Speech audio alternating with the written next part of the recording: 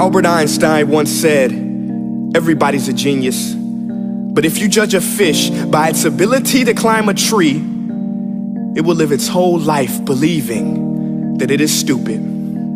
Ladies and gentlemen of the jury, today on trial we have modern day schooling. Glad you could come. Not only does he make fish climb trees, but also makes them climb down and do a 10-mile run. Tell me, school, are you proud of the things you've done?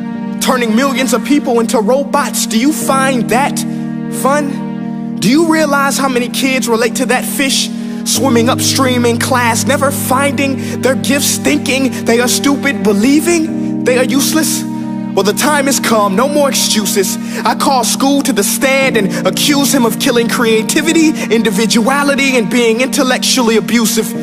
He's an ancient institution that has outlived his usage. So, Your Honor, this concludes my opening statement, and if I may present the evidence of my case, I will prove it. Proceed. Exhibit A. Here's a modern day phone. Recognize it? Here's a phone from 150 years ago. Big difference, right? Stay with me. Here's a car from today, and here's a car from 150 years ago. Big difference, right? Well, get this. Here's a classroom of today, and here's a class we used 150 years ago. Now ain't that a shame? In literally more than a century, nothing has changed. Yet you claim to prepare students for the future?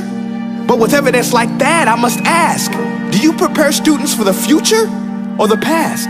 I did a background check on you and let the record show that you were made to train people to work in factories, which explains why you put students in straight rows, nice and neat, tell them sit still, raise your hand if you want to speak, give them a short break to eat, and for 8 hours a day, tell them what to think.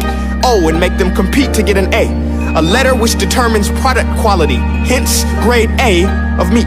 I get it. Back then, times were different. We all have a past. I myself am no Gandhi. But today, we don't need to make robot zombies. The world has progressed. And now we need people who think creatively, innovatively, critically, independently, with the ability to connect. See, every scientist will tell you that no two brains are the same.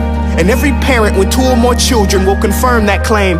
So please explain why you treat students like cookie cutter frames or snapback hats, giving them this one-size-fits-all crap. Watch your language. Sorry, Your Honor, but if a doctor prescribed the exact same medicine to all of his patients, the results will be tragic. So many people would get sick, yet when it comes to school, this is exactly what happens. This educational malpractice, where one teacher stands in front of 20 kids, each one having different strengths, different needs, different gifts, different dreams, and you teach the same thing the same way?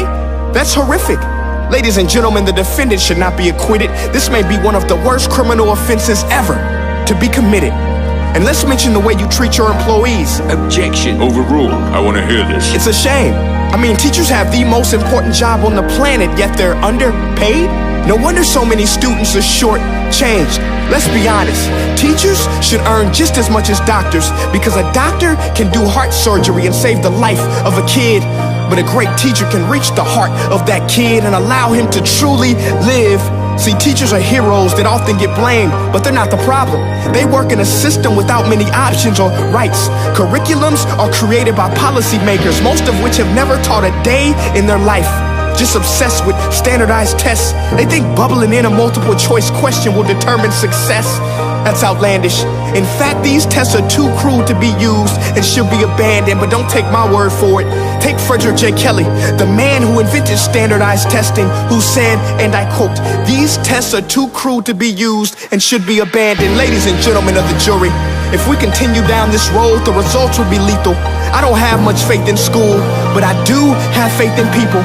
And if we can customize healthcare, cars, and Facebook pages, then it is our duty to do the same for education, to upgrade it, change it, do away with school spirit, because that's useless. Unless we're working to bring the spirit out of each and every student, that should be our task. No more Common Core. Instead, let's reach the core of every heart in every class. Sure, math is important, but no more than art or dance. Let's give every gift an equal chance. I know this sounds like a dream, but countries like Finland are doing impressive things. They have shorter school days.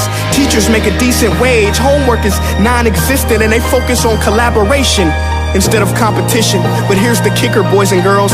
Their educational system outperforms every other country in the world. Other places like Singapore are succeeding rapidly. Schools like Montessori, programs like Khan Academy. There is no single solution, but let's get moving. Because while students may be 20% of our population, they are 100% of our future. So let's attend to their dreams, and there's no telling what we can achieve. This is a world in which I believe, a world where fish are no longer forced to climb trees. I'll rest my case.